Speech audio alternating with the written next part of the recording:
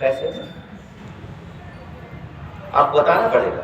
मैं जब पूछूंगा आपने बोला हाँ, तो आपको बताना पड़ेगा कैसे। बुद्धि है, अगर मान लीजिए एक बुद्धिमान व्यक्ति है और एक बलवान व्यक्ति, दोनों लड़ जाए तो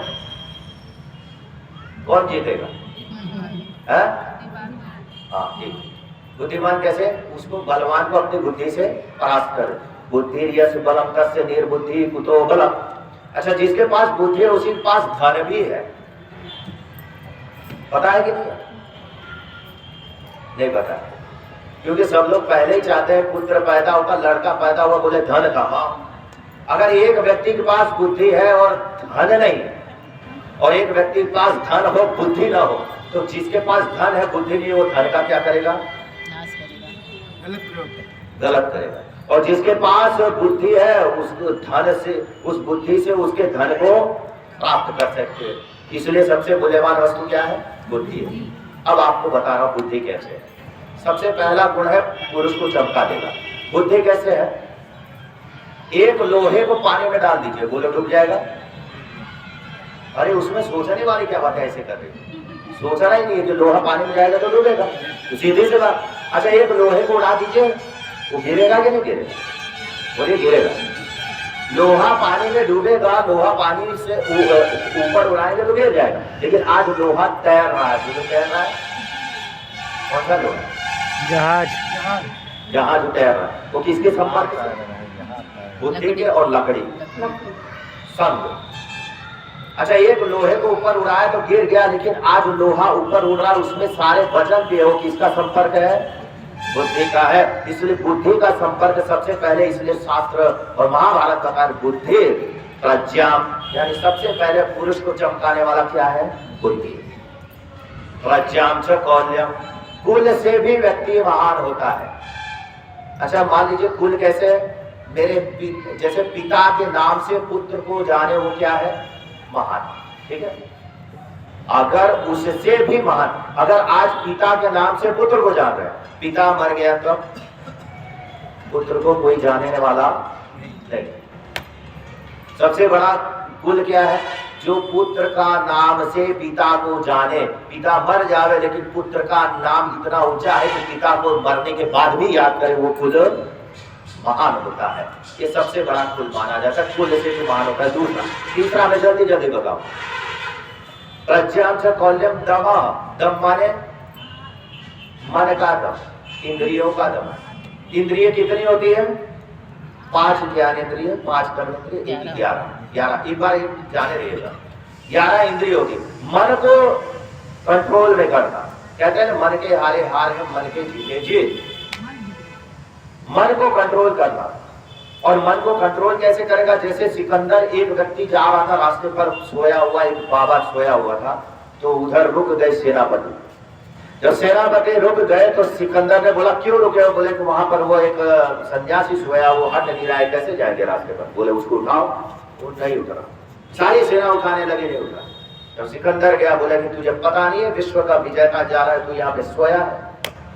उसने एक सवाल किया कि अच्छा, तूने अपने कान को जीता है, तुमने अपने आंखों को जीता है, तूने वाणी को जीता है। बोले वो क्या होता है? ये भी जीतने वाली बात है। बोले हाँ, सब जीतने के बाद में कहता है तूने अपने मन को जीता है। बोले वो भी जीता जाता है। बोले हाँ, अगर जिसने अपने मन को जीत लिया तो सारी दुनिया को जीत लेता है, और जो सारी दुनिया को जीत ले, मन को नहीं जीत पाए, कभी भी वो जीता नहीं माना जाता है। उस तरीके से बताया मन को जीतो। मन को जीतना सबसे बड़ा चीज है, और जो मन को जीत लेता है तो उसका दुनिया में कोई भी परास्त करने वाला नहीं है। यानी मन का दमन करो, क्योंकि मन का भी क्या होता है? आप सो जाइए, एक वेद मंत्र है, जाग्रतो दूरमुदय विदयमं तदु सुप्तस्सन्। जैसे मैं जागते हुए में मेरा मन दूर दूर भागता है, वैसे सोते हुए में मेरा मन कभी भी दूर ना भागे। शिव संकल्प मस्तु, कल्याणकारी विचार को ही रखता है, ये मन का दमन। प्रज्ञाम च कौल्यम च दमः श्रुतम, श्रुतम माने सुनने से भी व्यक्ति महान होता है। आप सुनिए और सुनना। अच्छा ये बताइए, कान हमारा सुनता है, आंखों से दिखाई देता है, लेकिन मैं कहता हूं नहीं दिखाई देता है। अब आंख है, अगर मैंने बोला यहां से कोई व्यक्ति जा रहा है तो आप बोलेंगे कि मेरा ध्यान नहीं, तो बोले कान सुनता है कि मन सुनता है? कौन सुनता है? मन सुनता है। कान द्वारा मन। अगर आंख कान देखता है कि मन देखता है? बोलेंगे मन देखता है। अगर कान से सुन रहे हैं मेरी बात को यहाँ पर मैं बोल रहा हूँ और बाद में मैंने पूछा मैंने क्या कहा, बोले मेरा ध्यान नहीं था। बोलो कान सुनता है कि मन सुनता है? मन सुनता है। जब मन केंद्र है, ये तो खाली है ना, एकदम मैंने फोल्डिंग किया हुआ है, बना दिया है, बस इस ये जरिया है, जरिया लास्ट जो मेन जो है क्या है? मन। तो इसलिए मन को अगर आप कंट्रोल करते हैं तो आपका जीवन बनता है, और सुनेंगे तो आपका जीवन बनेगा। सुनने से भी व्यक्ति को बहुत लाभ होता है। प्रज्ञांच कौल्यंच दमः स्मृतंच पराक्रमश्च अबाहुभाषितश्च दानम यथाशक्ति करे। पराक्रम, आप पुस्तकें पढ़िए, बहुत अच्छी बात है, लेकिन सरस सरेल वाला पुस्तक कोई भी वैसे लेना, मैगजीन ना पढ़े, पुस्तक पढ़िए तो एक वीर की पुस्तक। आपने राम प्रसाद बिस्मिल का नाम सुना है? राम प्रसाद बिस्मिल जो कि उद्दंड थे, बहुत उद्दंड थे। जब उनको एक सत्याग्रह प्रकाश मिलता है, सत्याग्रह प्रकाश मिलता है तो पढ़ते हैं, और पढ़ने लगे, और फिर उसके बाद आर्य समाज में जाना उन्होंने प्रारंभ कर दिया। और जैसे ही आर्य समाज में जाना प्रारंभ किया तो उनका एक मित्र था, उसने जाकर के अपने उनके पिता से कहता है कि आपका पुत्र तो आर्य समाज में जाता है और सत्याग्रह प्रकाश पढ़ता है। बोले कि ऐसी बात है, अगर वो आएगा तो मैं उसको घर में घुसने नहीं दूंगा। जैसे ही वो प्रवेश करता है तो उधर ही रोक दिया, दरवाजे के बाहर खड़े रहना, तू इस घर में तभी घुसेगा जब तू आर्य समाज में जाना बंद कर देगा, और इस घर में तभी घुसेगा जब तू सत्याग्रह प्रकाश को पढ़ रहा है, उसको फेंक दे, क्योंकि सत्याग्रह प्रकाश बिगाड़ने का काम करता है। अब उन्होंने कहा कि मैं इस घर का त्याग करना समझता हूँ अच्छी बात है, मेरे लिए कोई बात मैं नहीं करता, लेकिन मैं अपने आर्य समाज, मेरी माँ है, मैं उसको त्यागना उचित नहीं समझता, और मैं सत्याग्रह प्रकाश जरूर पढ़ूंगा। क्यों पता है सत्याग्रह प्रकाश क्यों पढ़ना चाहिए? 377 ग्रंथों का हवाला है उसमें, और 290 पुस्तकों का प्रमाण एक ही पुस्तक में है, और 1542 वेद मंत्र और शास्त्र भरे पड़े हैं। इतने जो सत्याग्रह प्रकाश को पढ़ना चाहिए, सारी एक ही पुस्तक पढ़ेंगे तो आपको सारी विद्याएं उसमें से मिल जाती हैं। तो क्या था पराक्रम, यानी राम प्रसाद बिस्मिल जिस वक्त उनको फांसी होने लगी, जब उनकी फांसी होती है तो जेल में यह कर रहे थे, प्राणाय स्वाहा ज्ञानाय स्वाहा। जब उनको ले जाया गया गोरखपुर के जेल में, जब उनको फांसी पे लटकाया गया तो उनसे पूछा गया कि अच्छा तुम चाहते क्या हो, आखिरी बात बता दो, बस तुम्हारी फांसी होने वाली है। उन्होंने कहा कि बस मैं एक ही चीज चाहता हूँ। बोले क्या? I wish the downfall of British empire, मैं ब्रिटिश एम्पायर का नाश देखना चाहता हूँ। पराक्रम, ये पुस्तक पढ़नी चाहिए राम प्रसाद बिस्मिल, जिन्होंने ये कहा था सरफरोशी की तमन्ना अब हमारे दिल में है, देखना बाजुए, देखना है जोर, कितना जोर बाजुए कातिल में है कि ये मेरे दिल, यानी सरफरोशी की तमन्ना लेकर के उन्होंने क्या किया, सर वो फांसी पे लटक गए। ऐसी पुस्तक पढ़े। आज लोग पुस्तक क्या पढ़ते हैं, कुछ अलग ही पढ़ते हैं। जेल में हवन भी किए। हाँ, उसी मैंने बताया। तो उस तरीके से होना चाहिए।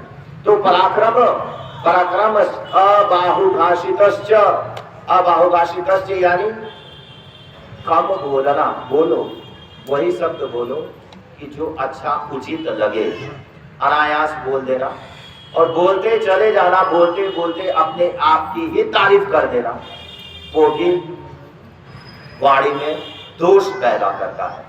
जब तक व्यक्ति को दूसरा कोई व्यक्ति सम्मानित न करे, अपने मुंह से अपनी तारीफ नहीं करना चाहिए। 3 बात तो करनी ही नहीं चाहिए। आपको समझ में आ रहा है?